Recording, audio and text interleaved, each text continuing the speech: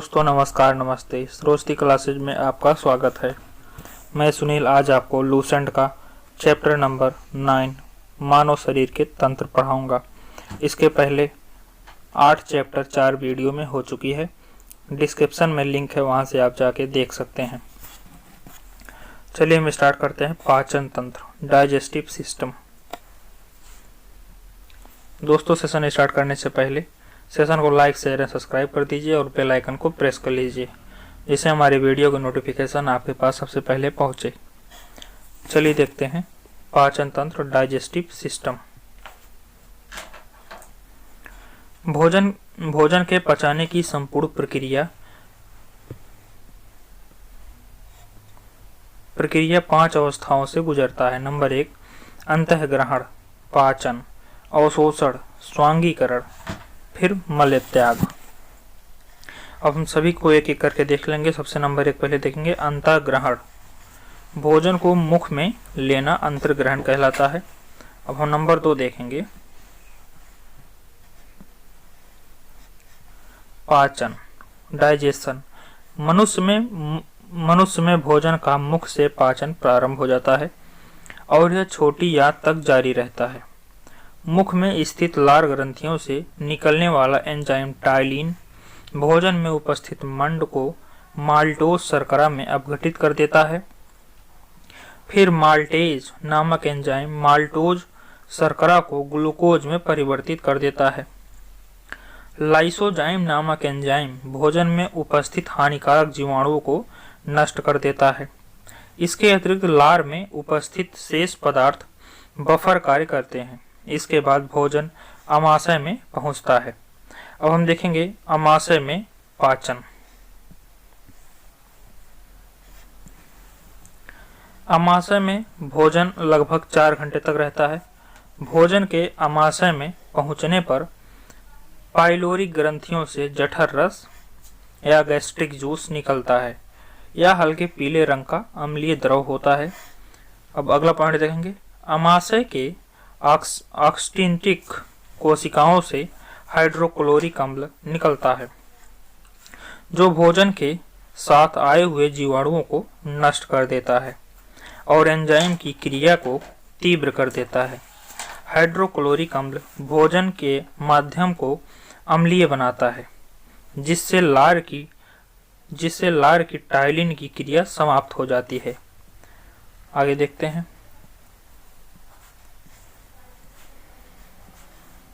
अमाशय में निकलने वाले जठर रस को एंजाइम कहते हैं, पेप्सिन और रेनिन। अब अगला पॉइंट देखेंगे।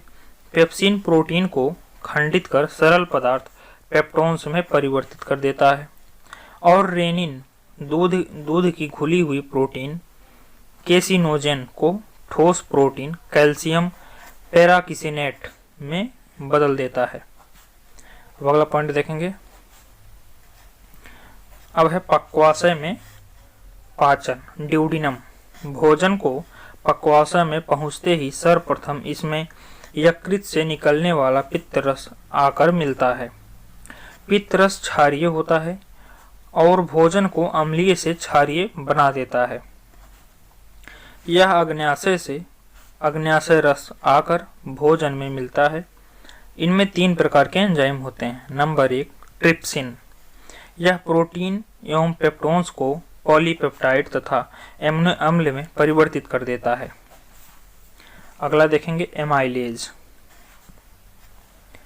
एमाइलेज। यह मंड को घुलनशील शर्करा में परिवर्तित करता है। नंबर 3 पे देखेंगे लाइपेज। यह इमल्सिफाइड वसाओं को ग्लिसरीन तथा फैटी एसिड्स में परिवर्तित करता है। और हम अगला देखेंगे छोटी आंत, स्मॉल इंटेस्टाइन में पाचन। यहाँ भोजन के पाचन की क्रिया पूर्ण होती है एवं पचे हुए भोजन का अवशोषण होता है। छोटी आंत की दीवारों से आंतरिक रस निकलता है। इसमें निम्न एंजाइम पाए जाते हैं। अब हम एंजाइमों के नाम देख लेते हैं।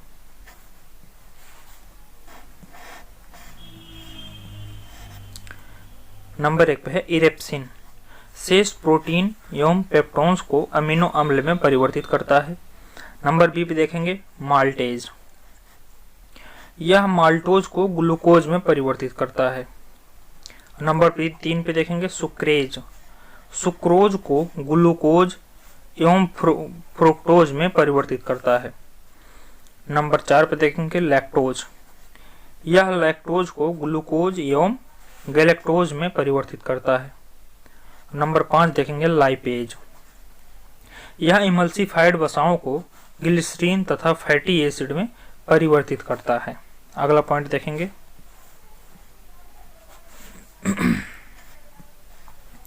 आंतरिक रस क्षारीय होता है। स्वस्थ मनुष्य में प्रतिदिन 2 लीटर आंतरिक रस स्रावित होता है। मनुष्य या किसी भी कशेरुकी जंतु की आहार नाल एक लंबी कुंडलित नलिका होती है जो मुख से शुरू होती है और गुदा में समाप्त हो जाती है। मुख गुहा आहार नाल का पहला भाग है। मुख गुहा में जीभ, दांत एवं 3 जोड़ी लार ग्रंथियां पाई जाती हैं। और हम देखेंगे जीभ, जिसे अंग्रेजी में टंग कहा जाता है। मुख गुहा के फर्श पर स्थित एक मोटी एवं मांसल रचना होती है। जीभ के ऊपरी सतह पर कई छोटे छोटे अंकुर होते हैं जिन्हें स्वाद कलियां कहते हैं। इन्हीं स्वाद कलियों द्वारा मनुष्य को भोजन के विभिन्न स्वादों जैसे मीठा, कड़वा, खट्टा आदि का ज्ञान होता है। जीभ के अग्रभाग से मीठे स्वाद का, पश्च भाग से कड़वे स्वाद का तथा बगल के भाग से खट्टे का आभास होता है। जीभ अपनी गति के द्वारा भोजन को निगलने में मदद करता है। अब हम आगे देखेंगे दांत, जिसे अंग्रेजी में टूथ कहते हैं। मुख गुहा के ऊपरी तथा निचली दोनों जबड़े में दांतों की एक एक पंक्तियां पाई जाती हैं। मनुष्य के दांत गर्तदंती, द्विवारदंती तथा विषयदंती प्रकार के होते हैं। मनुष्य के एक जबड़े में 16 दांत तथा कुल 32 दांत होते हैं। जबड़े के प्रत्येक ओर 2 कृंतक, 1 रत्नक, 2 अग्रचर्मणक तथा 3 चर्मणक दांत पाए जाते हैं। मनुष्य के दांत 2 बार निकलते हैं। पहले शैशवावस्था में 20 दांत निकलते हैं जिन्हें दूध का दांत या मिल्की टूथ कहते हैं। वयस्क मनुष्य में 32 दांत होते हैं। अब हम देखेंगे मनुष्य का दंत सूत्र।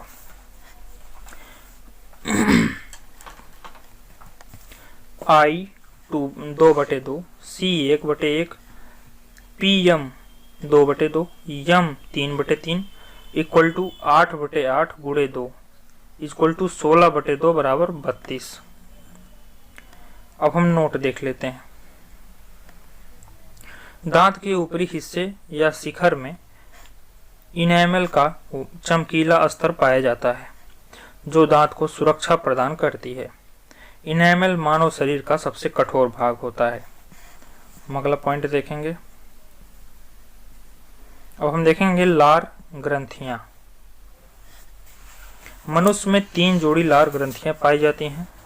पहली जोड़ी लार ग्रंथि जीवा के दोनों ओर 1-1 की संख्या में उपस्थित होती है जो सबलिंगुअल ग्लैंड के नाम से जानी जाती है। दूसरी जोड़ी लार ग्रंथियां निचले जबड़े के मध्य में मैग्जिल अस्थि के रूप में अस्थि के दोनों ओर 1-1 की संख्या में उपस्थित होती हैं जो सब मैग्जिलरी ग्लैंड के नाम से जानी जाती हैं। तीसरी जोड़ी लार ग्रंथियां दोनों कानों के नीचे 1-1 की संख्या में उपस्थित होती हैं जो पैरोटिड ग्लैंड के नाम से जानी जाती हैं। मनुष्य के लार या सलाइवा में लगभग 99% भाग जल तथा शेष 1% एंजाइम होता है। लार में मुख्यतः 2 प्रकार के एंजाइम पाए जाते हैं। Number 1 ptyalin, number 2 lysozyme. अब हम नंबर 3 पे देखेंगे अवशोषण। पचे हुए भोजन का रुधिर में पहुंचना अवशोषण कहलाता है। पचे हुए भोजन का अवशोषण छोटी आंत की रचना ऊर्ध्वार्ध में के द्वारा होती है। और नंबर 4 पे देखेंगे स्वांगीकरण। या एसिमिलेशन अवशोषित भोजन का शरीर के उपयोग में लाया जाना स्वांगीकरण कहलाता है। वह नंबर 5 पे देखेंगे मल त्याग। अपच भोजन बड़ी आंत में पहुंचता है जहां जीवाणु इसे मल में बदल देते हैं, जिसे गुदा द्वारा बाहर निकाल दिया जाता है। अब हम अगला देखेंगे पाचन कार्य में भाग लेने वाले प्रमुख अंग। पहला देखेंगे यकृत, लीवर। यह मानव शरीर में सबसे बड़ी ग्रंथि, मतलब एग्जाम में अगर पूछा जाए सबसे बड़ी ग्रंथि कौन सी है तो हम बोलेंगे यकृत या लीवर। इसका वजन लगभग 1.5 से 2 किलोग्राम होता है। अगला पॉइंट देखेंगे यकृत द्वारा ही पित्त स्रावित होता है। यह पित्त आंत में उपस्थित एंजाइम की क्रिया को तीव्र कर देता है। यकृत प्रोटीन के उपापचय में सक्रिय रूप से भाग लेता है और प्रोटीन विघटन के फलस्वरूप उत्पन्न विषैले अमोनिया को यूरिया में बदल देता है। यकृत प्रोटीन की अधिकतम मात्रा को कार्बोहाइड्रेट में परिवर्तित कर देता है। कार्बोहाइड्रेट उपापचय के अंतर्गत यकृत रक्त के ग्लूकोज वाले भाग को ग्लाइकोजन में परिवर्तित कर देता है। आगे देखते हैं, परिवर्तित कर देता है और संचित पोषक तत्वों के रूप में यकृत कोशिका में संचित कर लेता है। ग्लूकोज की आवश्यकता होने पर यकृत संचित ग्लाइकोजन को खंडित कर ग्लूकोज में परिवर्तित कर देता है। इस प्रकार यह रक्त में ग्लूकोज की मात्रा को नियमित बनाए रखता है। भोजन में वसा की कमी होने पर यकृत कार्बोहाइड्रेट के कुछ भाग को वसा में परिवर्तित कर देता है। अब अगला पॉइंट देखेंगे फाइब्रिनोजन नामक प्रोटीन का उत्पादन यकृत से ही होता है, जो रक्त के थक्का बनाने में मदद करता है। वो हम देखेंगे हिपैरिन नामक प्रोटीन का उत्पादन यकृत के द्वारा होता है, जो शरीर के अंदर रक्त को जमने से रोकता है। यदि शरीर में हिपैरिन ना हो तो शरीर में ही रक्त जम जाएंगे। अगला पॉइंट मृत आरबीसी को नष्ट यकृत के द्वारा ही किया जाता है। यकृत थोड़ी मात्रा में लोहा, तांबा और विटामिन को संचित करके रखता है। शरीर के ताप को बनाए रखने में मदद करता है।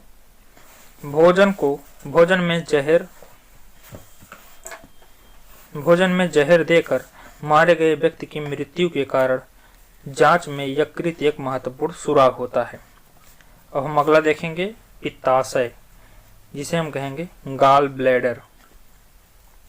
पित्ताशय नाशपाती के आकार की एक थैली होती है जिसमें यकृत से निकलने वाला पित्त जमा रहता है। पित्ताशय से पित्त पक्वाशय में पित्त नलिका के माध्यम से आता है। अब अगला पॉइंट देखेंगे पित्त का पक्वाशय में गिरना प्रतिवर्ती क्रिया द्वारा होता है। पित्त मतलब बाइल पीले रंग का क्षारीय द्रव होता है जिसका पीएच मान 7.4, मतलब जो पित्त रस होता है उसका पीएच मान 7.7 होता है, मतलब क्षारीय होता है। पित्त में जल की मात्रा 85% एवं पित्त वर्णक या बाइल पिगमेंट की मात्रा 12% होती है। अब हम देखेंगे पित्त का मुख्य कार्य निम्न है। नंबर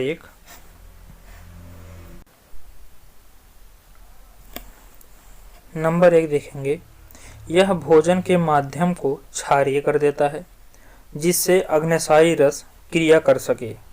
नंबर 2 पे देखेंगे, यह भोजन में आए हानिकारक जीवाणुओं को नष्ट करता है। नंबर 3, यह वसाओं का इमल्सीकरण करता है। नंबर 4, यह आंत की क्रमाकुंचन गतियों को बढ़ाता है जिससे भोजन में पाचक रस भली भांति मिल जाते हैं। और नंबर 5 पे देखेंगे, यह विटामिन के एवं वसाओं में घुले अन्य विटामिनों के अवशोषण में सहायक होता है। अगला पॉइंट देखते हैं, पित्त वाहिनी में अवरोध हो जाने पर यकृत कोशिकाएं रुधिर से बिलिरुबिन लेना बंद कर देती हैं। फलस्वरूप बिलिरुबिन संपूर्ण शरीर में फैल जाता है, इसे ही पीलिया कहते हैं।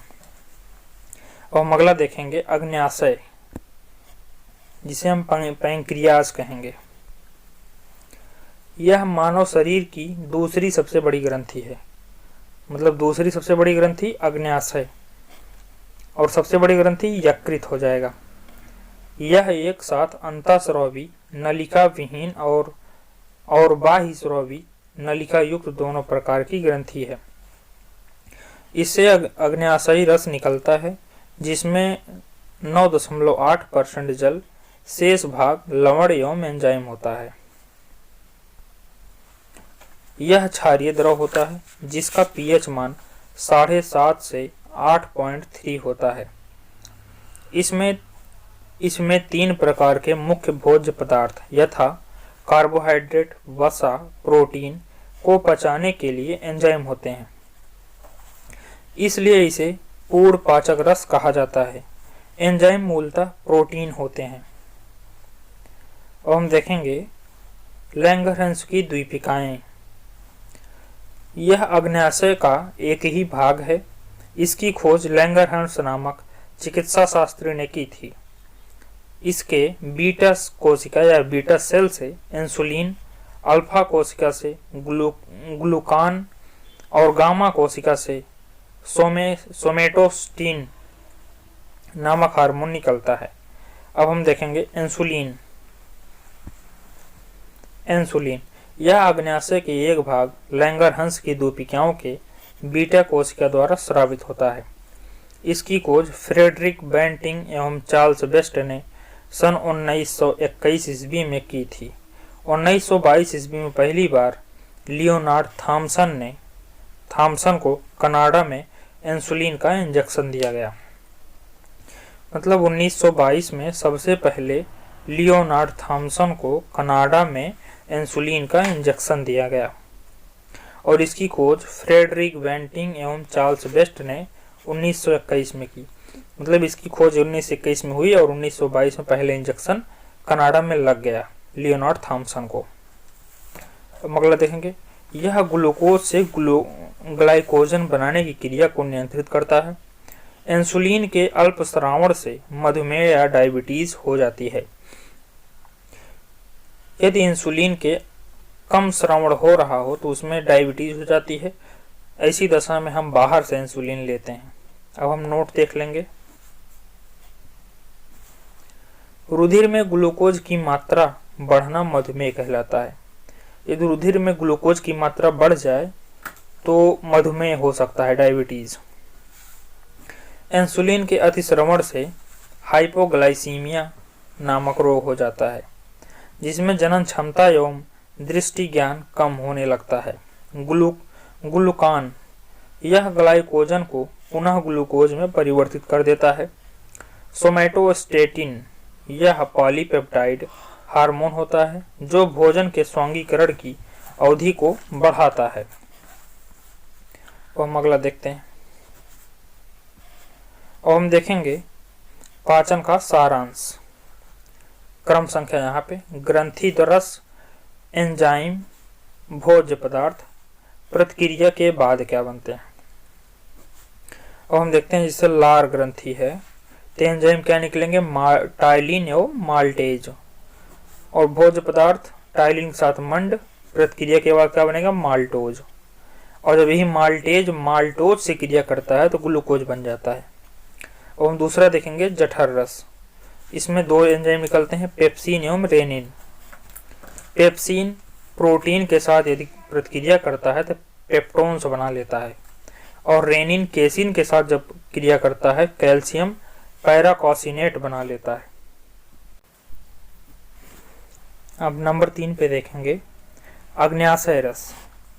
इसमें से 2 निकलते हैं, ट्रिप्सिन, एमाइलेज, लाइपेज, 3 निकलते हैं।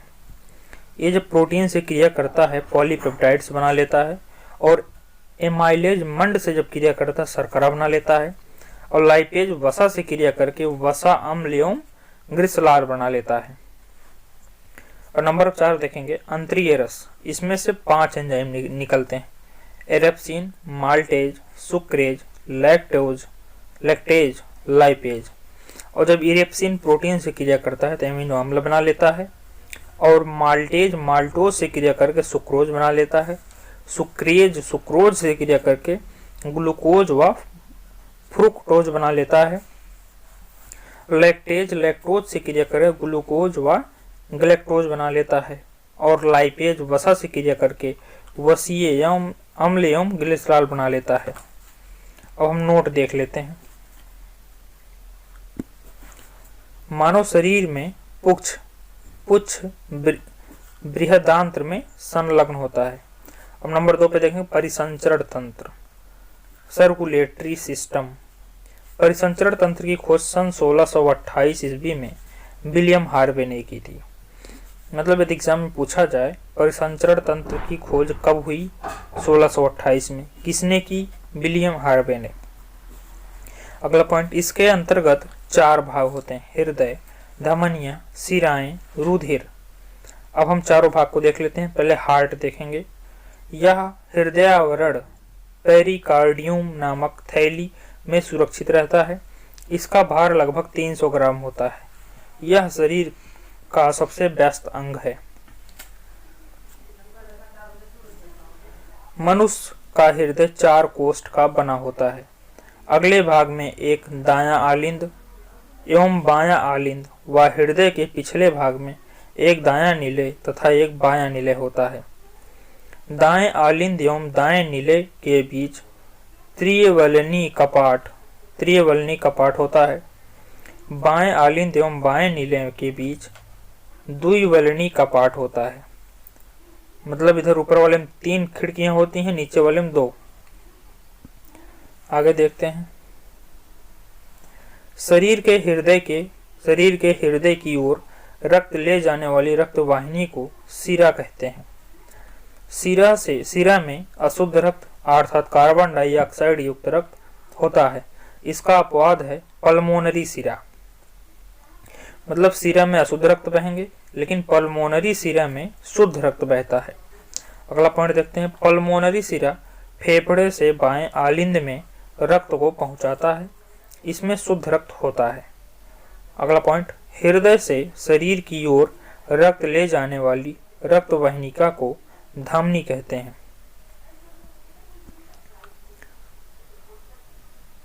अगला पॉइंट देख लेते हैं।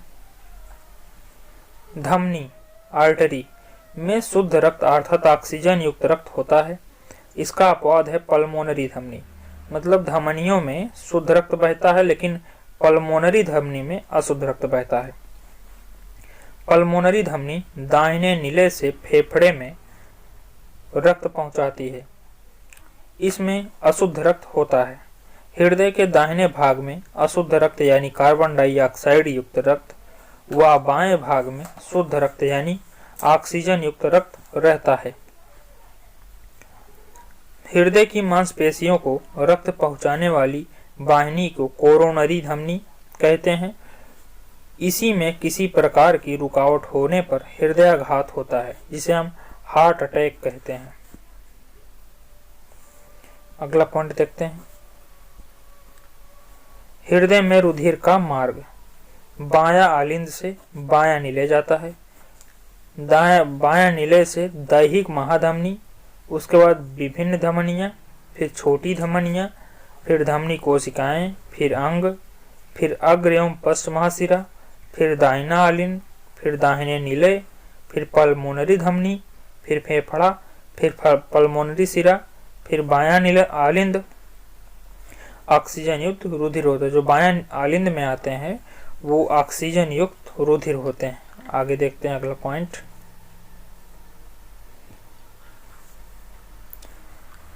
हृदय के संकुचन व शिथिलन को सम्मिलित रूप से हृदय की धड़कन कहते हैं। सामान्य अवस्था मनुष्य के हृदय 1 मिनट में 72 बार, भ्रूण अवस्था में 150 बार धड़कता है तथा एक धड़कन में लगभग 70 मिलीलीटर रक्त पंप करता है। साइनो ऑरिकुलर नोड या यसेयन दाहिने आलिंद की दीवार में स्थित तंत्रिका कोशिकाओं का समूह है, जिससे हृदय धड़कन की तरंग प्रारंभ होती है। सामान्य मनुष्य रक्तदाब 120/80 mmHg होता है।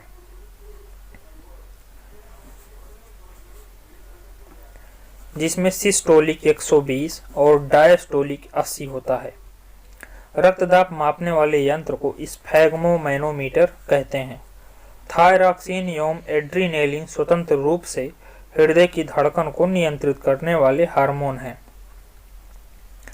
मतलब जो हृदय की धड़कन हो तो उसे नियंत्रित करने वाले हार्मोन जब पूछा जाए तो थायरॉक्सिन एवं एड्रीनेलिन हो जाएंगे।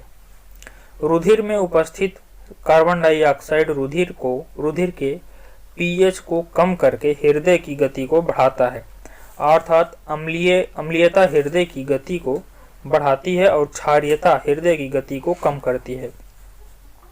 और हम अगला देखेंगे लसिका परिसंचरण तंत्र या लिम्फ सर्कुलेटरी सिस्टम। विभिन्न ऊतकों तथा कोशिकाओं के बीच स्थित अंतराकोशिकीय अवकाशों में पाए जाने वाले हल्के पीले द्रव को लसिका कहते हैं।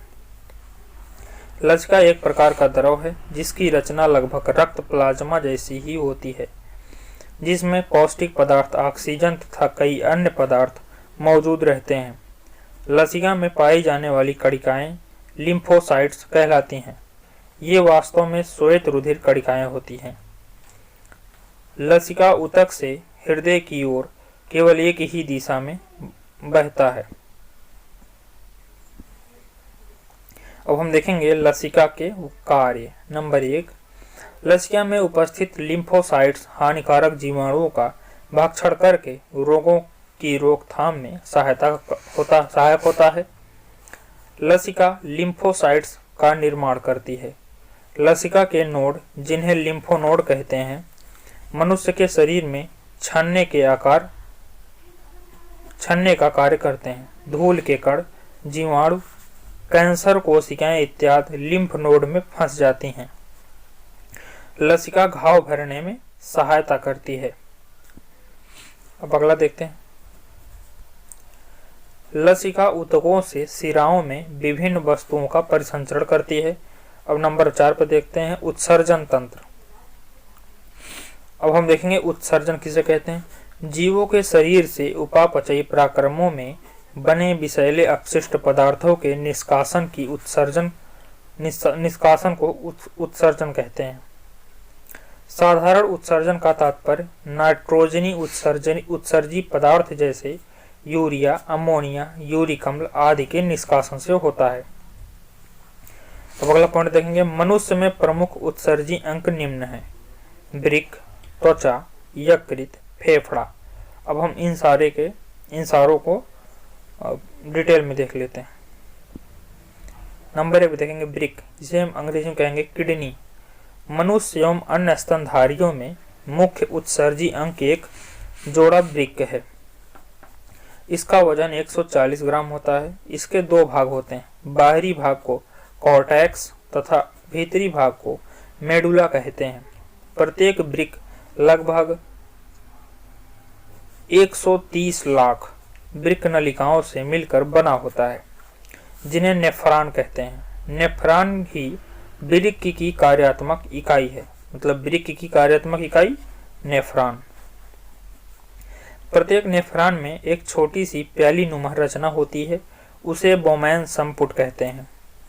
बोमैन संपुट में पतली रुधिर कोशिकाओं का कोशिका गुच्छ पाया जाता है, जो 2 प्रकार की धमनियां आगे देखते हैं बना होता है। अगला पॉइंट इधर देखते हैं। अब नंबर 1 में देखेंगे चौड़ी अभिवाही धमनिका, जो रुधिर को कोशिका गुच्छ में पहुंचाती है। और नंबर बी पे देखेंगे पतली अपवाही धमनिका, जिसके द्वारा रक्त कोशिका गुच्छ से वापस ले जाया जाता है। अब अगला पॉइंट है ग्लोमेरुलस की कोशिकाओं से द्रव के छन कर बोमैन संपुट की गुहा में पहुंचने की क्रिया को परानिस्पंदन कहते हैं। अब आगे देखते हैं विभिन्न वस्तुओं एवं उनमें उत्सर्जन। इधर क्रम हो गया, इधर जंतु, इधर उत्सर्जन। अब आगे पॉइंट देखते हैं। अब जैसे देखेंगे नंबर 1 पे, एक कोश के जंतु में जो उत्सर्जन होगा वो विसरण के द्वारा होगा। पोरीफेरस संघ के जंतु विशिष्ट नलिका तंत्र द्वारा, सिलेंट्रेटा में सीधे कोशिकाओं द्वारा, चपटे क्रीम में ज्वाला कोशिकाओं द्वारा, एनेलिडस संघ के जंतु में वृक्क द्वारा, आर्थ्रोपोडा में मैलपीथिलियन नलिकाओं द्वारा, मोलस्का मूत्रांग द्वारा, कशेरुकी मुख्यतः वृक्क द्वारा होता है। अगला पॉइंट देखेंगे,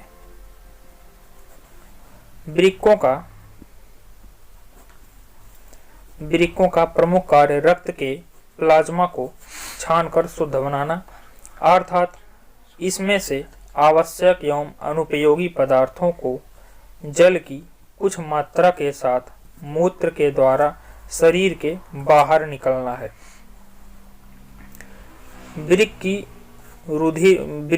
वृक्कों की रुधिर की आपूर्ति अन्य अंगों की तुलना में बहुत अधिक होती है। वृक्क में प्रति मिनट औसतन 125 मिलीलीटर अर्थात दिन भर में 180 लीटर रक्त निष्पन्द होता है।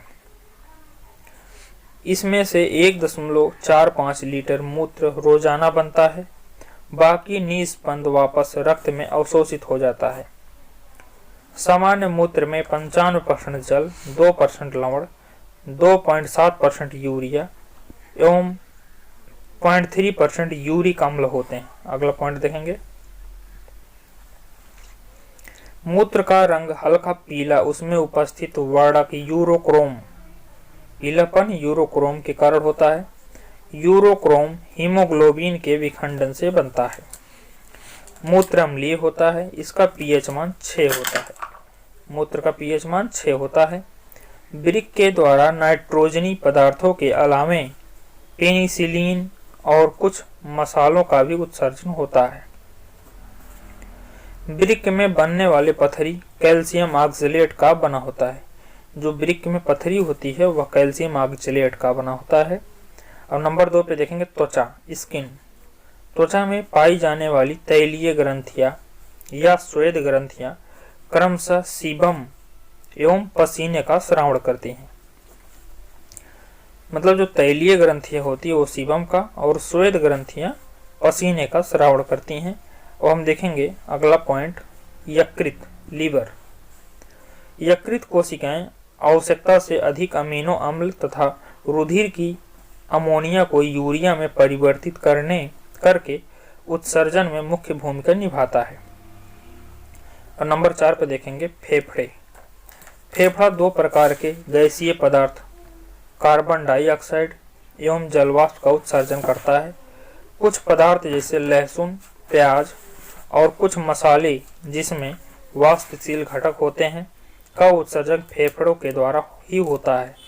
और हम देखेंगे तंत्रिका तंत्र, नर्वस सिस्टम। इसके अंतर्गत सारे शरीर में महीन धागे के समान तंत्रिकाएं फैली रहती हैं। ये वातावरणीय परिवर्तनों की सूचनाएं संवेदी अंगों से प्राप्त करके विद्युत आवेगों के रूप में इनका द्रुत गति से प्रसारण करती हैं और शरीर के विभिन्न भागों के बीच कार्यात्मक समन्वय स्थापित करती हैं। अगला पॉइंट देखेंगे, मनुष्य का तंत्रिका तंत्र 3 भागों में विभक्त होता है। नंबर 1 केंद्रीय तंत्रिका तंत्र, नंबर 2 परिधीय तंत्रिका तंत्र, नंबर 3 स्वायत्त एवं स्वाधीन तंत्रिका तंत्र। आगे देखते हैं अगला पॉइंट। अब हम देखेंगे केंद्रीय तंत्रिका तंत्र। तंत्रिका तंत्र का वह भाग जो संपूर्ण शरीर व स्वयं तंत्रिका तंत्र पर नियंत्रण रखता है केंद्रीय तंत्रिका तंत्र कहलाता है। मनुष्य का केंद्रीय तंत्रिका तंत्र 2 भागों से मिलकर बना होता है। नंबर 1 मस्तिष्क और नंबर 2 मेरुरज्जु। अब हम मस्तिष्क के पूरे डिटेल देखेंगे, कौन से क्या किसने कैसे पार्ट होते हैं।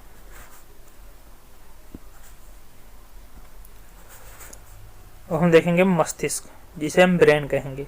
इनके 3 पार्ट, अग्र मस्तिष्क, मध्य मस्तिष्क और पश्च मस्तिष्क।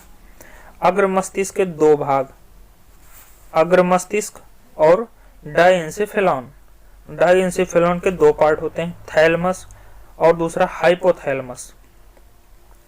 अब हम देखेंगे मध्य मस्तिष्क।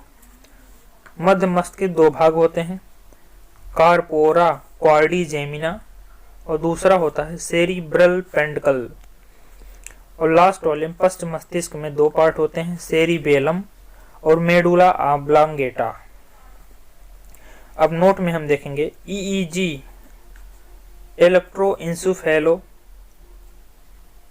इंसेफेलोग्राफ का प्रयोग मनुष्य के कार्य का प्रयोग मस्तिष्क के कार्य का पता लगाने के लिए किया जाता है। मतलब मस्तिष्क के कार्य का पता लगाना हो तो हमें ईईजी इलेक्ट्रोइंसेफेलोग्राफ करवाना पड़ेगा। अब हम ब्रेन के बारे में जान लेते हैं।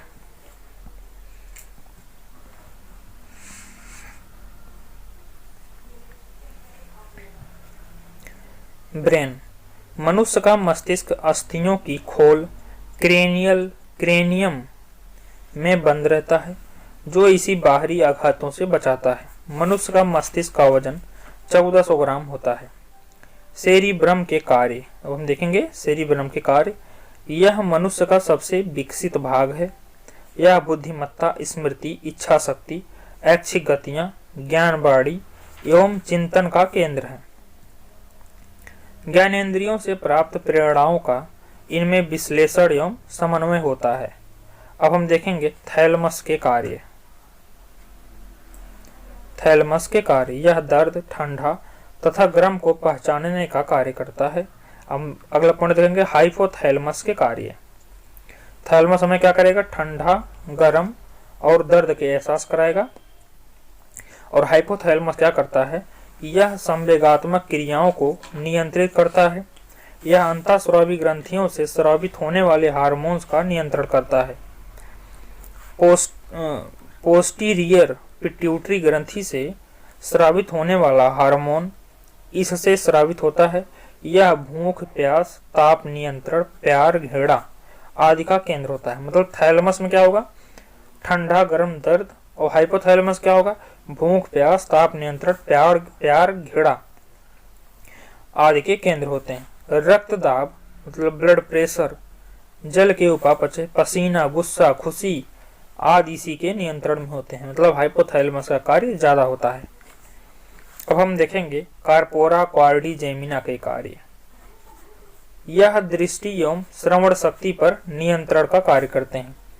मतलब दृष्टि जो हमारी आंखें और श्रवण शक्ति कान पर नियंत्रण कार्य करते हैं। अब हम देखेंगे अगला सेरिब्रल पेंडिकल के कार्य। इसे क्रूरा सेरिब्री भी कहते हैं। क्रूरा सेरिब्री किसे कहते हैं? सेरिब्रल पेंडिकल को भी कहते हैं। यह मस्तिष्क के अन्य भागों को मेरुरज्जु से जोड़ता है। शरीर के मस्तिष्क के अन्य भागों को मेरुरज्जु से जोड़ता है। अब हम अगला देखेंगे सेरिबेलम के कार्य। यह शरीर का संतुलन बनाए रखता है एवं ऐच्छिक पेशियों के संकुचन पर नियंत्रण करता है। यह आंतरिक कान के संतुलन भाग से संवेदनाएं ग्रहण करता है। अब अगला देखेंगे मेडुला ऑब्लांगेटा। यह मस्तिष्क का सबसे पीछे का भाग होता है। इसका मुख्य कार्य उपापचय, रक्तदाब, आहार नाल के क्रमाकुंचन, ग्रंथि स्राव, हृदय के धड़कनों तथा श्वसन का नियंत्रण करना है। उल्टी का नियमन केंद्र मेडुला ऑब्लांगेटा होता है। उल्टी का नियमन केंद्र मेडुला ऑब्लांगेटा होता है। अब हम देखेंगे मेरुरज्जु या स्पाइनल कार्ड।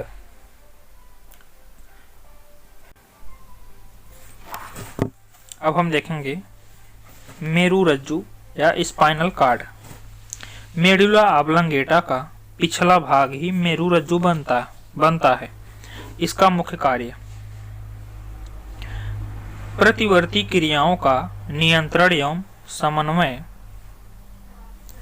समन्वय करना अर्थात प्रतिवर्ती क्रिया के केंद्र का कार्य करता है।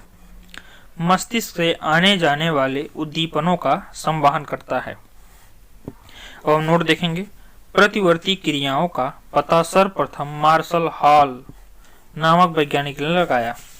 मतलब प्रतिवर्ती क्रियाओं के कार्य का पता जो है सबसे पहले मार्शल हॉल ने लगाया। अब हम देखेंगे परिधीय तंत्रिका तंत्र। परिधीय तंत्रिका तंत्र मस्तिष्क एवं मेरुरज्जु से निकलने वाला तंत्रिकाओं का बना होता है।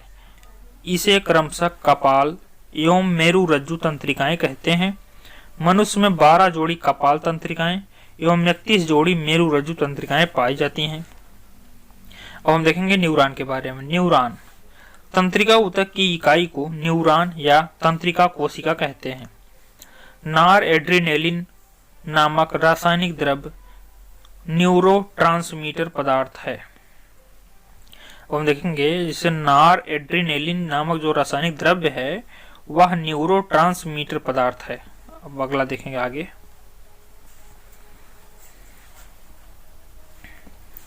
हम देखेंगे स्वायत्तता तंत्रिका तंत्र।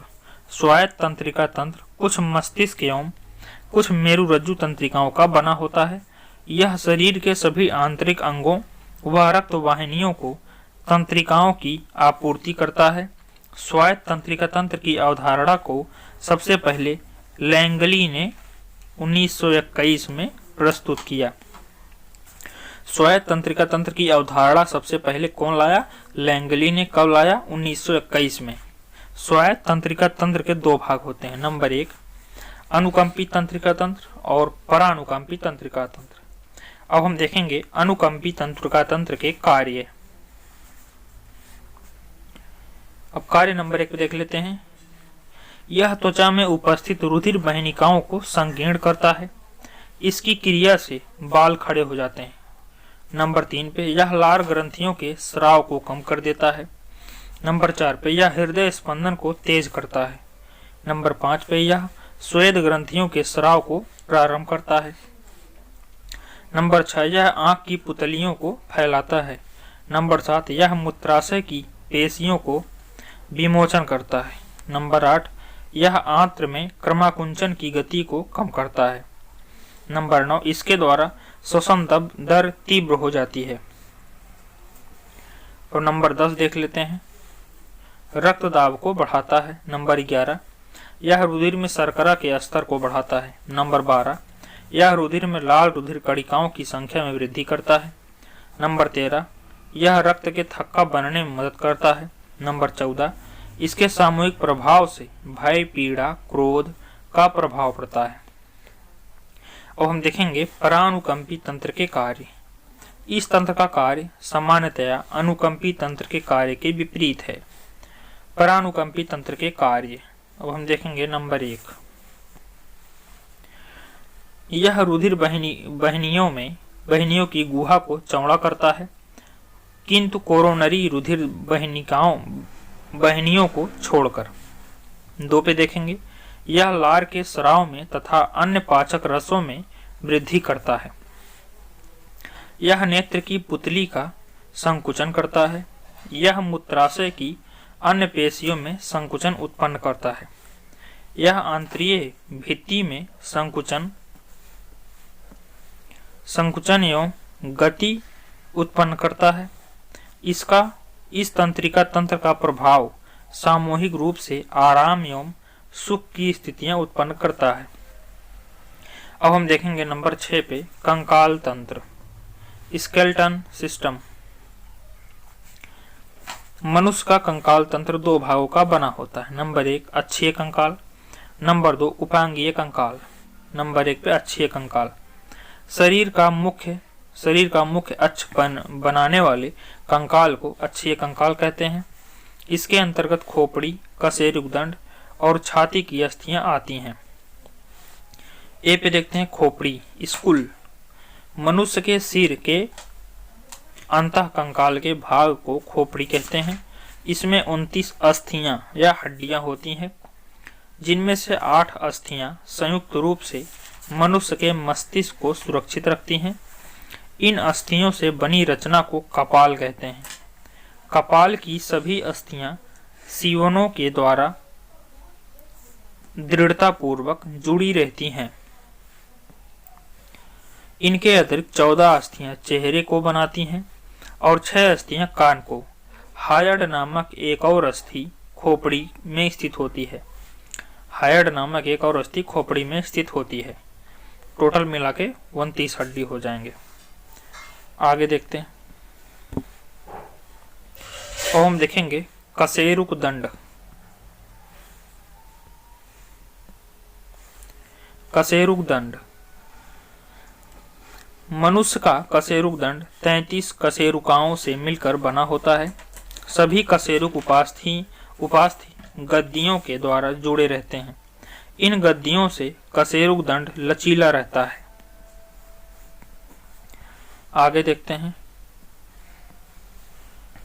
इसका पहला कशेरुक, जो कि एक एटलस कशेरुक कहलाता है, खोपड़ी को साधे रहता है।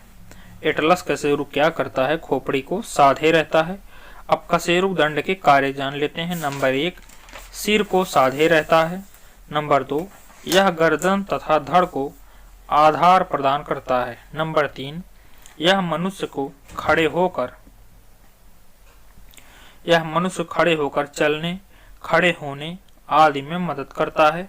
अब नंबर डी देख लेते हैं।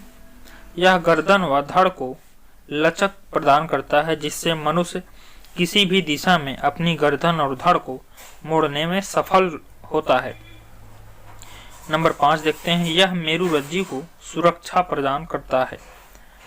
अब हम इसको देख लेते हैं इधर।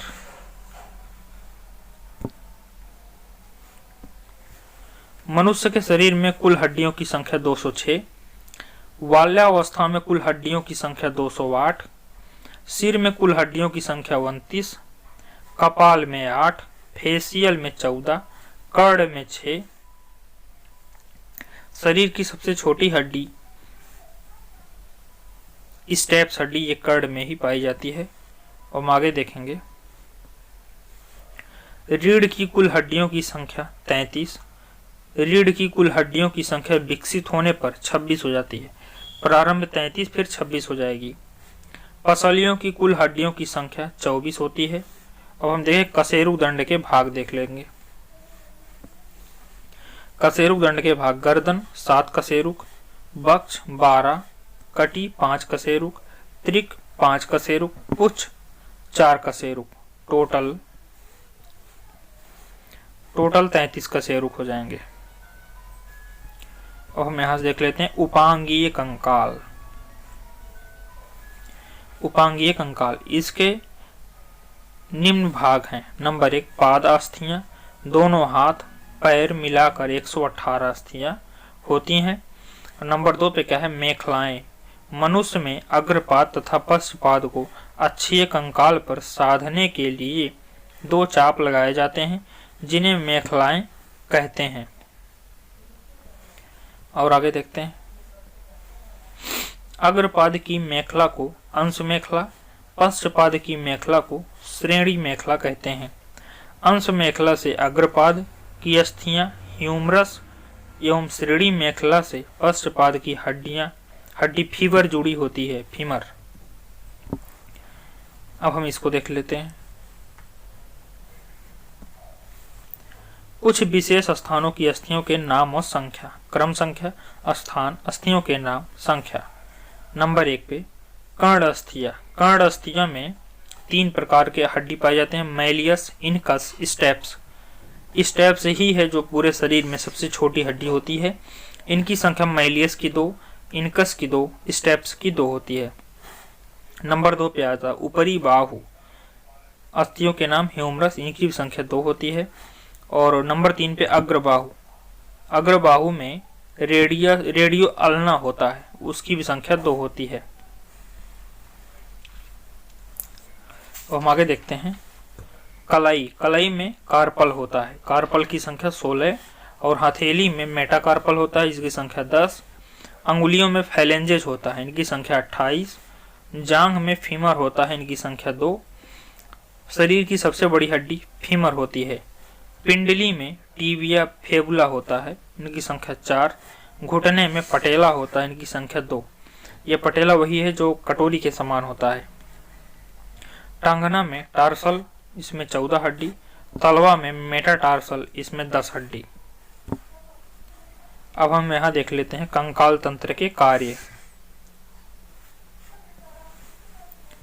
नंबर 1, शरीर को निश्चित आकार प्रदान करना, शरीर के कोमल अंगों को सुरक्षा प्रदान करना, पेशियों को जुड़ने का आधार प्रदान करना, शोषण एवं पोषण में सहायता प्रदान करना, लाल रक्त कणिकाओं का निर्माण करना। जांघ की हड्डी फीमर शरीर की सबसे बड़ी हड्डी होती है। कान की हड्डी स्टेप शरीर की सबसे छोटी हड्डी होती है। मांसपेशियों एवं अस्थियों को जोड़ को टेंडन कहते हैं। जहां मांसपेशियां और हड्डियां जुड़ती हैं वो उसे टेंडन कहते हैं। आगे देखते हैं, अस्थियों से अस्थियों के जोड़ लीगामेंट। जहां मांसपेशियां हड्डियों से जुड़ेंगी उसे टेंडन कहेंगे, और जब हड्डियां ही हड्डियां जुड़ेंगी तब लीगामेंट कहेंगे। और नंबर 7 पे देखेंगे अंतःस्रावी तंत्र, एंडोक्राइन सिस्टम। अब इसमें देखेंगे ए, बाह्य स्रावी ग्रंथियां, एक्सोक्राइन ग्लैंड्स। यह नलिका युक्त होती हैं। इसमें एंजाइम का स्राव होता है, जैसे दुग्ध ग्रंथि, श्वेत ग्रंथि, अश्रु ग्रंथि, श्लेष्म ग्रंथि, लार ग्रंथि। अब हम आगे देखते हैं,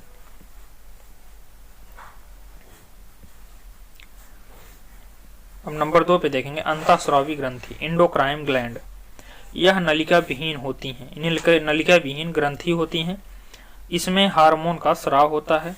यह हार्मोन रक्त प्लाज्मा के द्वारा शरीर के विभिन्न भागों में पहुंचाया जाता है, जैसे पीयूष ग्रंथि और अवटु ग्रंथि या पराअवटु ग्रंथि आदि।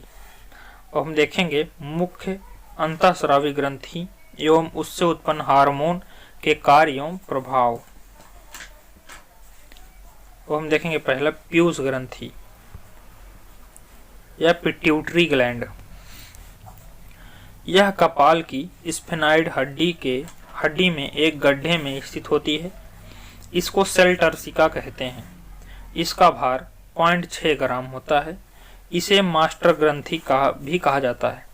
पीयूष ग्रंथि को मास्टर ग्रंथि कहते हैं। अब पीयूष ग्रंथि से निकलने वाले हार्मोन एवं उनके कार्य। Number 1 STH hormone, somatotropic hormone. इसके बारे में जान लेते हैं। यह शरीर की वृद्धि, विशेषतया हड्डियों की वृद्धि का नियंत्रण करती है। एसटीएच की अधिकता से भीमकायत्व तथा अथवा एक्रोमिगली विकार उत्पन्न हो जाते हैं, जिससे मनुष्य की लंबाई सामान्य से अधिक बढ़ जाती है। एसटीएच की कमी से मनुष्य में बौनापन आ जाता है। मतलब एसटीएच हड्डियों की वृद्धि को नियंत्रण करता है।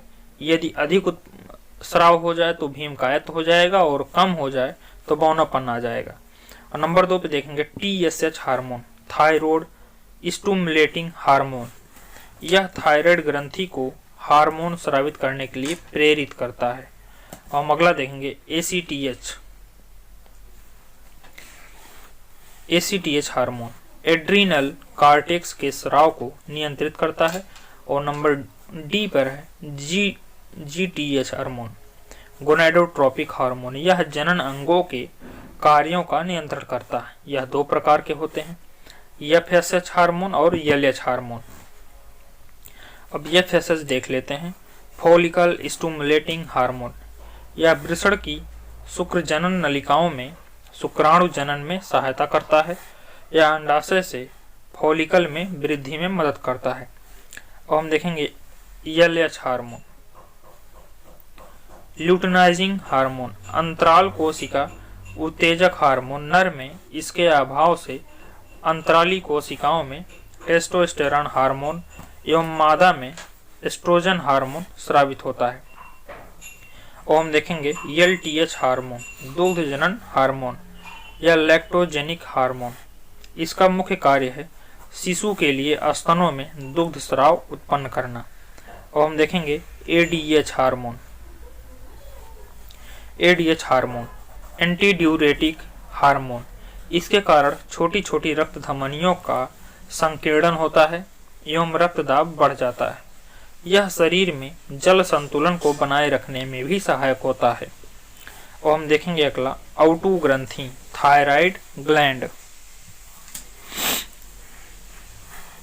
यह मनुष्य के गले में श्वास नलियां ट्रेकिया के दोनों ओर लैरिक्स के नीचे स्थित रहती है। अगला पॉइंट देखेंगे, इससे निकलने वाला हार्मोन थायरॉक्सिन एवं ट्रायोडोथायरोनिन है। इसमें आयोडीन अधिक मात्रा में रहता है। और हम देखेंगे थायरॉक्सिन के कार्य। यह कोशिकीय श्वसन की गति को तीव्र करता है। यह शरीर की सामान्य वृद्धि, विशेषतया हड्डियों, बाल इत्यादि के विकास के लिए अनिवार्य है। अगला देखते हैं, जनन अंगों के सामान्य कार्य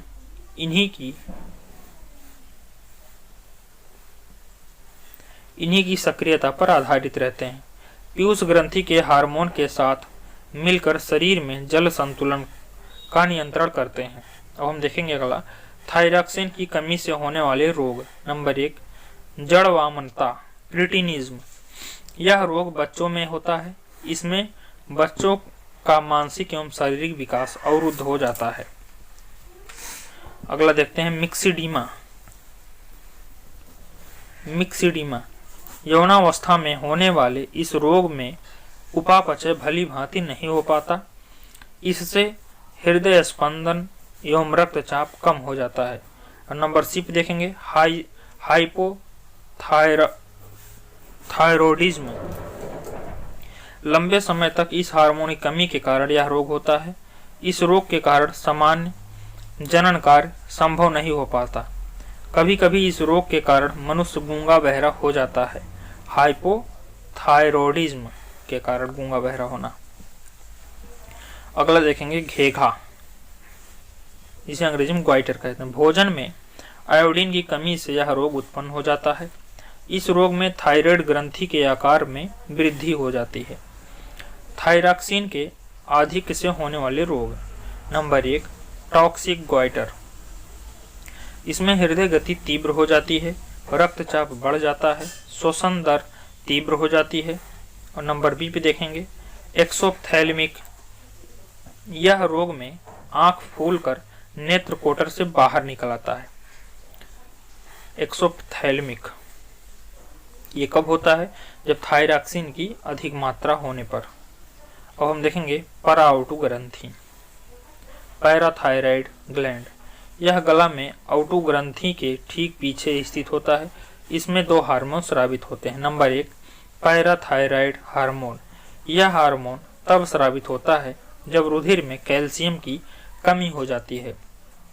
नंबर बी पे है, कैल्सिटोनिन। जब रुधिर में कैल्शियम की मात्रा अधिक होती है तब हार्मोन मुक्त होता है, अर्थात पराओटू ग्रंथि से निकलने वाला हार्मोन रुधिर में कैल्शियम की मात्रा को नियंत्रण करता है।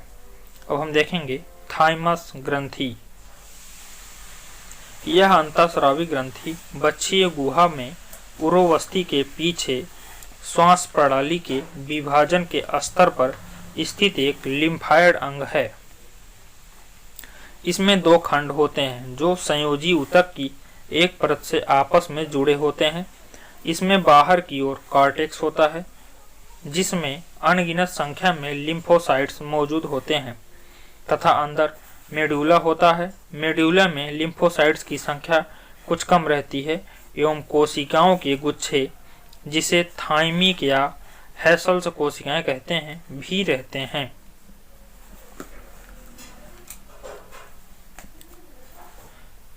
यह ग्रंथि उम्र के अनुसार अलग अलग आकार की होती है। जब तक बच्चे की उम्र 2 वर्ष नहीं हो जाती तब तक यह बढ़ती रहती है और इसके बाद यह सिकुड़ती जाती है। इसलिए वयस्क होने पर यह सिर्फ तंतुमय अवशेष के रूप में पाई जाती है। थाइमस ग्रंथि से थाइमोसिन नामक पेप्टाइड हार्मोन स्राव होता है जो मुख्य रूप से टी कोशिकाओं का निर्माण करती है। यह कोशिकाएं शरीर की रोग क्षमता बनाए रखने में खास भूमिका अदा करती है। यानी थाइमस ग्रंथि प्रतिरक्षा तंत्र के विकास में महत्वपूर्ण भूमिका निभाती है। इस ग्रंथि से स्रावित होने वाले स्राव का प्रभाव जनन इंद्रियों के विकास एवं यौन के आरंभ पर पड़ता है। हड्डियों के विकास होने पर यह उसके विकास पर नियंत्रण रखती है। अब हम देखेंगे अधिवृक्क ग्रंथि, जिसे हम कहेंगे एड्रीनल ग्रंथि ग्लैंड। यह वृक्क के ऊपर स्थित होता है। इसका मुख्य कार्य तनाव की स्थिति में हार्मोन निकालना है। अधिवृक्क ग्रंथि से निकलने वाले हार्मोन को लड़ो उड़ो हार्मोन कहा जाता है। इस ग्रंथि के दो भाग हैं। नंबर 1 बाहरी भाग कार्टेक्स तथा अंदरूनी भाग मेड्यूला कहते हैं। आगे देखते हैं।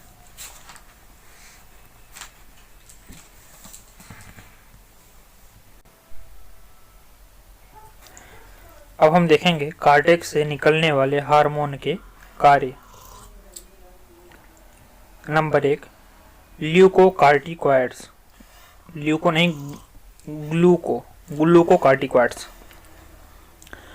ये कार्बोहाइड्रेट, प्रोटीन एवं वसा उपापचय को नियंत्रित करते हैं। नंबर बी पे मिनरलोकार्टिकॉइड्स, इसका मुख्य कार्य वृक्क नलिकाओं द्वारा लवण के पुनः अवशोषण एवं शरीर में अन्य लवणों की मात्राओं को नियंत्रण करना है। आगे देखते हैं।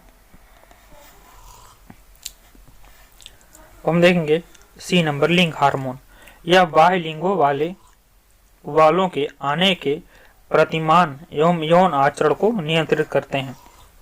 नोट देखें। कार्टेक्स जीवन में नितांत आवश्यक है। यह एक शरीर से बिल्कुल निकाल लिया जाए तो मनुष्य केवल 1 या 2 सप्ताह ही जीवित रह सकेगा। इसमें विकृति हो जाने पर उपापचयी प्रक्रमों में गड़बड़ी उत्पन्न हो जाती है। इस रोग को एडिसन रोग कहते हैं। मतलब जिसमें कार्टेक्स नहीं होगा, ये समझ लो उसे एडिसन रोग हो गया है। अब हम देखेंगे मेडुला के बारे में। मेडुला तरफ स्रावित हार्मोन एपिनेफ्रिन या एड्रेनलिन एवं नॉरएपिनेफ्रिन या नॉरएड्रेनालिन दोनों एमिनो अम्ल हैं। इन्हें सम्मिलित रूप में कैटेकोलमिनस कहते हैं। एड्रेनलिन एवं नॉरएड्रेनालिन किसी भी प्रकार की दबाव या आपातकालीन स्थिति में अधिकता में तेजी से स्रावित होते हैं। इस कारण ये आपातकालीन हार्मोन या युद्ध हार्मोन या फ्लाइट हार्मोन कहते हैं। ये हार्मोन सक्रियता, आंखों की पुतलियों का फैलाव, रोगटे खड़े होना, पसीने आदि को बढ़ाते हैं। दोनों हार्मोन हृदय की धड़कन, हृदय संकुचन की क्षमता और श्वसन दर बढ़ाते हैं। इसके कारण रक्त में ग्लूकोज का स्तर बढ़ जाता है। ये लिपिड एवं प्रोटीन के विखंडन को भी प्रेरित करते हैं। एपिनेफ्रिन हृदय स्पंदन एकाएक रुक जाने पर उसे पुनः चालू करने में सहायक होता है। अगला पॉइंट, उत्तेजना के समय एड्रेनलिन हार्मोन अधिक मात्रा में उत्सर्जित होता है। क्रोध, भय एवं खतरे के समय सक्रिय होता है। और हम देखेंगे जनन ग्रंथियां।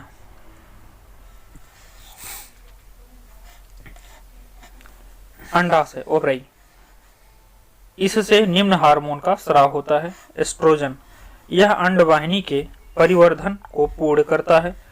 प्रोजेस्टेरॉन यह एस्ट्रोजन से सहयोग कर स्तन वृद्धि में सहायता करता है।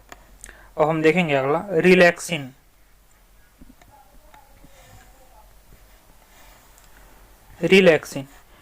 गर्भावस्था में यह अंडाशय, गर्भाशय व अपरा में उपस्थित रहता है। यह हार्मोन प्यूबिक सिम्फाइसिस को मुलायम करता है और यह गर्भाशय ग्रीवा को चौड़ा करता है ताकि बच्चा आसानी से पैदा हो सके। नंबर बी पे देखेंगे ब्रिशर टेस्टिस, इससे निकलने वाला हार्मोन को टेस्टोस्टेरॉन कहते हैं।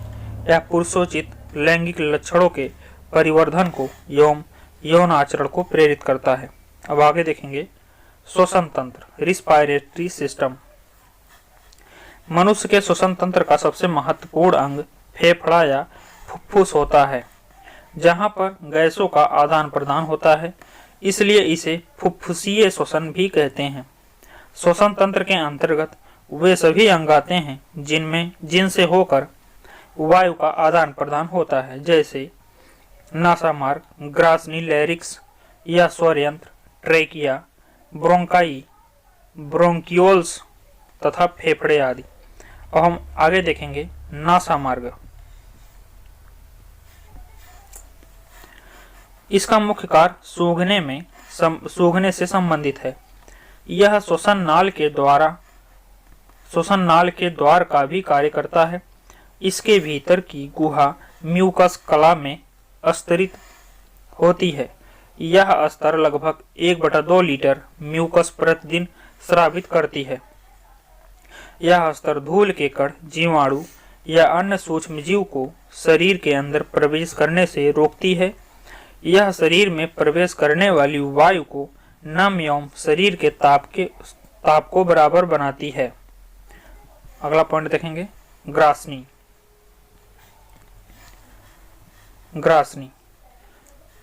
यह नासा गुहा के ठीक पीछे स्थित होता है। लैरिक्स या स्वर यंत्र, श्वसन मार्ग का वह भाग जो ग्रासनी को ट्रेकिया से जोड़ता है, लैरिक्स या स्वर यंत्र कहलाता है। इसका मुख्य कार्य ध्वनि उत्पादन करना।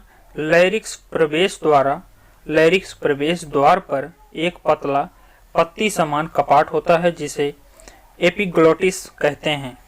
जब कुछ भी निगलना होता है तो यह ग्लोटिस द्वार बंद कर देता है, जिससे भोजन श्वास नली में प्रवेश नहीं कर पाता। आगे देखेंगे, ट्रैकिया। यह वक्ष गुहा में प्रवेश करती है। ट्रैकिया के दोनों प्रमुख शाखाओं को प्राथमिक ब्रोंकियोल कहते हैं। दायां ब्रोंकियोल 3 शाखाओं में बंटकर दाईं ओर के फेफड़े में प्रवेश करता है और बायां ब्रोंकियोल केवल 2 शाखाओं में बंटकर बाएं फेफड़े में प्रवेश करता है। और हम देखेंगे फेफड़ा, लंग्स। वक्ष गुहा में एक जोड़ी फेफड़े होते हैं। इनका रंग लाल होता है और इनकी रचना स्पंज के समान होती है। दायां फेफड़े बाएं फेफड़े की तुलना में बड़ा होता है। प्रत्येक फेफड़ा एक झिल्ली द्वारा घिरा रहता है जिसे प्लूरल मेम्ब्रेन कहते हैं। फेफड़े में रुधिर कोशिकाओं का जाल बिछा रहता है। यहाँ पर ऑक्सीजन रुधिर में चली जाती है और कार्बन डाइऑक्साइड बाहर आ जाती है। अगला पॉइंट देखेंगे, श्वसन की प्रक्रिया को 4 भागों में बांटा जा सकता है। नंबर 1 बाह्य श्वसन, नंबर 2 गैसों का परिवहन, नंबर 3 आंतरिक श्वसन, नंबर 4 कोशिकीय श्वसन। अब हम देखेंगे बाह्य श्वसन। बाह्य श्वसन यह निम्न 2 पदों में विभक्त होता है, श्वासोच्छ्वास और गैसों का विनिमय। नंबर 1 श्वासोच्छ्वास, ब्रीथिंग। फेफड़ों में निश्चित दर से वायु भरी या निकाली जाती है जिसे सांस लेना या श्वासोच्छ्वास कहते हैं। श्वासोच्छ्वास की क्रिया विधि अब हम देखेंगे। नंबर 1 निःश्वसन। इस अवस्था में वायु वातावरण से वायु पथ द्वारा फेफड़े में प्रवेश करती है जिससे वक्ष गुहा का आयतन बढ़ जाता है एवं फेफड़े में एक निम्न दाब का निर्माण हो जाता है। आगे देखते हैं, निम्न दाब का निर्माण हो जाता है जिससे वायु वातावरण से फेफड़े में प्रवेश करती है। यह हवा तब तक प्रवेश करती रहती है जब तक कि वायु का दाब शरीर के भीतर और बाहर बराबर न हो जाए। अब हम दूसरा देखेंगे, उच्छ्वसन।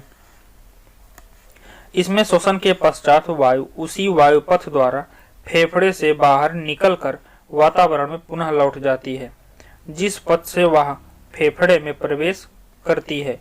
और हम देखेंगे श्वासोच्छ्वास से में वायु का संगठन।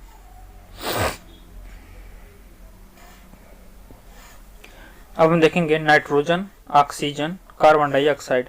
अंदर ली गई वायु में नाइट्रोजन 78.09% होता है और ऑक्सीजन 21%, कार्बन डाइऑक्साइड 0.03% होता है। और जब बाहर निकालते हैं तो इसमें नाइट्रोजन 78.9%, मतलब जितना नाइट्रोजन लेंगे उतना नाइट्रोजन बाहर कर देंगे, और ऑक्सीजन की मात्रा 17% हो जाता है, मतलब 4% हम यूज कर लेते हैं ऑक्सीजन के रूप में। और CO2 जब निकालेंगे तो यही 4% हम कार्बन डाइऑक्साइड बना के निकाल देते हैं। नोट देखेंगे, सांस द्वारा लगभग 400 ml पानी प्रतिदिन हमारे शरीर से बाहर निकलता है। मतलब जो हम सांस लेते हैं उससे लगभग 400 ml पानी, मतलब लगभग ये मान चलो कि आधा लीटर पानी प्रतिदिन हमारे शरीर से बाहर निकलता है। अब हम देखेंगे गैसों का विनिमय, एक्सचेंज ऑफ गैसेस। गैसों का विनिमय फेफड़े के अंदर होता है। यह गैसीय विनिमय घुली अवस्था में या विसरण प्रवणता के आधार पर साधारण विसरण के द्वारा होता है। अगला पॉइंट देखेंगे, फेफड़े में ऑक्सीजन तथा कार्बन डाइऑक्साइड गैसों का विनिमय उनके दाबों के अंतर के कारण होता है। इन दोनों गैसों की विसरण की दिशा एक दूसरे के विपरीत होती है। अब नंबर 2 पे हम देखते हैं गैसों का परिवहन। गैसों का कार्बन डाइऑक्साइड या ऑक्सीजन फेफड़ों से शरीर की कोशिकाओं तक पहुंचना तथा पुनः फेफड़े तक वापस आने की क्रिया को गैसों का परिवहन कहते हैं। अगला पॉइंट देखेंगे, ऑक्सीजन का परिवहन रुधिर में पाई जाने वाली लाल वर्णक हीमोग्लोबिन के कारण होती है। मतलब ऑक्सीजन का जो परिवहन होता है रुधिर में पाए जाने वाले हीमोग्लोबिन की वजह से होता है। अगला पॉइंट देखेंगे, कार्बन डाइऑक्साइड का परिवहन कोशिकाओं से फेफड़ों तक हीमोग्लोबिन के द्वारा केवल 10 से 20% तक ही हो पाता है। अगला पॉइंट, कार्बन डाइऑक्साइड का परिवहन रक्त परिसंचरण के द्वारा अन्य प्रकार से भी होता है। नंबर ए, प्लाज्मा में घुलकर। कार्बन डाइऑक्साइड प्लाज्मा में घुलकर कार्बनिक अम्ल बनाती है। इस रूप में 7% कार्बन डाइऑक्साइड का परिवहन होता है। अब नंबर बी देखते हैं, बाइकार्बोनेट्स के रूप में। बाइकार्बोनेट्स के रूप में कार्बन डाइऑक्साइड का लगभग 70% भाग परिवहन करता है। वह रुधिर में पोटेशियम एवं सोडियम के साथ मिलकर पोटेशियम बाइकार्बोनेट एवं सोडियम बाइकार्बोनेट का निर्माण करता है। अब यहाँ पे देखिए 7% तो प्लाज्मा के साथ घुलकर परिवहन करता है और 70% बाइकार्बोनेट के साथ। अब हम देखेंगे आंतरिक श्वसन। शरीर के अंदर रुधिर एवं ऊतक द्रव्य के बीच गैसीय विनिमय होता है, उसे आंतरिक श्वसन कहते हैं। अब हम नोट देख लेते हैं, फेफड़ों में होने वाले गैसीय विनिमय को बाह्य श्वसन कहते हैं। इसमें जब रुधिर ऑक्सी हीमोग्लोबिन कोशिकाओं में पहुंचता है तो ऑक्सीजन विमुक्त होता है एवं खाद्य पदार्थों का ऑक्सीकरण होता है जिससे ऊर्जा विमुक्त होती है। नंबर 4 पर हम देखेंगे कोशिकीय श्वसन।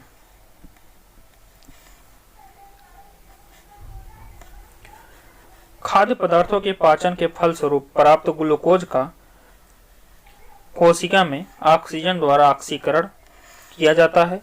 इस क्रिया को कोशिकीय श्वसन कहते हैं। कोशिकीय श्वसन 2 प्रकार के होते हैं। नंबर 1, अनाक्सी श्वसन। जो श्वसन ऑक्सीजन की अनुपस्थिति में होते हैं उसे अनाक्सी श्वसन कहते हैं। इसमें ग्लूकोज बिना ऑक्सीजन के मांसपेशियों में लैक्टिक अम्ल और बैक्टीरिया एवं यीस्ट की कोशिकाओं में इथाइल अल्कोहल में विघटित हो जाता है। आगे देखते हैं, इसे शर्करा किण्वन भी कहते हैं। इसके अंतर्गत होने वाले संपूर्ण पराक्रम को ग्लाइकोलिसिस कहते हैं। अब नंबर 2 पे देखते हैं, अनाक्सी श्वसन के अंत में पायरुविक अम्ल बनता है। अगला पॉइंट, अनाक्सी श्वसन प्रायः जीवों में गहराई पर स्थित ऊतकों में अंकुरित होते बीजों में एवं फलों में थोड़े समय के लिए होता है, परंतु यीस्ट एवं जीवाणु में यह पराया पाया जाता है। बी नंबर पर हम देखेंगे ऑक्सी श्वसन, एरोबैटिक रिस्पायरेशन। यह ऑक्सीजन की उपस्थिति में होता है। इसमें श्वसनीय पदार्थ का पूरा ऑक्सीकरण होता है जिसके फलस्वरूप कार्बन डाइऑक्साइड एवं जल H2O बनता है तथा काफी मात्रा में ऊर्जा विमुक्त होती है। और हम सूत्र देख लेते हैं, 612S22 C6H12O6 plus 6O2 equal क्या बनेंगे, 6CO2 plus 6H2O plus 3830 kilo calorie ऊर्जा विमुक्त होती है। कोशिकीय श्वसन में होने वाली जटिल प्रक्रियाओं को 2 भागों में बांटा जाता है। Number 1, glycolysis. हम ग्लाइकोलिसिस के बारे में जान लेते हैं। इसका अध्ययन सर्वप्रथम एम्बडेन मेयरहॉफ पार्सन ने किया। मतलब ग्लाइकोलिसिस का सर्वप्रथम अध्ययन किसने किया, एम्बडेन मेयरहॉफ पार्सन ने किया। इसलिए इसे ईएमपी पथ कहते हैं। ग्लाइकोलिसिस को ईएमपी पथ भी कहते हैं। इसको अनाक्सी श्वसन या शर्करा किण्वन भी कहा जाता है। इसमें ऑक्सीजन की अनुपस्थिति में ऊर्जा मुक्त होती है। यह अवस्था ऑक्सी एवं अनाक्सी दोनों प्रकार के श्वसन में उपस्थित रहती है। एक ग्लूकोज अणु का ग्लाइकोलिसिस में विघटन एवं फलस्वरूप पायरुविक अम्ल के 2 अणु बनते हैं। इस प्रक्रिया को आरंभ करने में 2 अणु एटीपी एडेनोसिन ट्राइफॉस्फेट व्यय होता है, परंतु प्रक्रिया के अंत में 4 अणु एटीपी प्राप्त होता है। अतः ग्लाइकोलिसिस के फलस्वरूप 2 अणु एटीपी प्राप्त होते हैं, अर्थात 16,000 कैलोरी 2 × 8,000 ऊर्जा प्राप्त होती है। आगे देखते हैं। ग्लाइकोलिसिस में ऑक्सीजन की आवश्यकता नहीं होती है, अतः यह प्रक्रिया अनाक्सी श्वसन एवं ऑक्सी श्वसन में एक समान होती है। इसमें हाइड्रोजन के 4 परमाणु बनते हैं, जो NAD को 2NADH2 में बदलने का काम करते हैं। बी हम देखेंगे क्रेब्स चक्र। इसका वर्णन हैंस क्रेब ने, क्रेब्स चक्र का वर्णन किसने किया? हैंस क्रेब ने 1937 ईस्वी में किया। इसको साइट्रिक अम्ल चक्र या ट्राइकार्बोक्सिलिक चक्र भी कहा जाता है। यह माइटोकॉन्ड्रिया के अंदर विशेष एंजाइम की उपस्थिति में संपन्न होता है। एडीपी के 2 अणु एटीपी के 2 अणु बनते हैं। इस चक्र में हाइड्रोजन के 2 परमाणु 5 बार मुक्त होते हैं। इस क्रेब्स चक्र के अंतर्गत हाइड्रोजन के 2 परमाणु 5 बार मुक्त होते हैं। आगे देखते हैं। पूरे चक्र 2 अणु पायरुविक अम्ल में होते हैं, अतः कुल 6 अणु कार्बन डाइऑक्साइड के बनते हैं। हमारे तंत्र में अधिकतम एटीपी अणुओं का निर्माण क्रेब्स चक्र के दौरान होता है। और हम देखेंगे ऊर्जा का उत्पादन, प्रोडक्शन ऑफ एनर्जी। पायरुविक अम्ल के अणु के ऑक्सीकरण से एटीपी का 1 अणु 5 अणु NADH के व 1 अणु FADH2 का बनता है। NADH के 1 अणु से 3 अणु एटीपी के व FADH2 के 1 अणु से एटीपी के 2 अणु प्राप्त होते हैं।